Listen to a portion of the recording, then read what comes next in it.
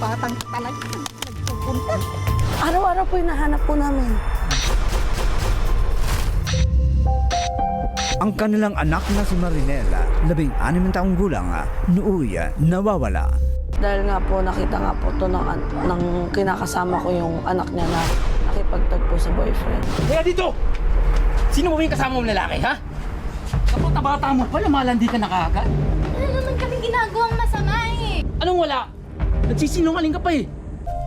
Ang biktima, ang sinabi ng magulang, dahil siya ay napagalitan, ito ay umalis sa kanilang bahay.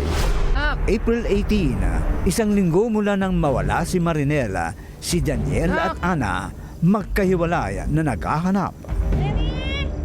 Si Daniel at ilang kasama napadpad sa isang masukal na bahagi ng barangay San Pedro sa Bustos, Bulacan. Nooy, isang bangkay ang nakita ng grupo.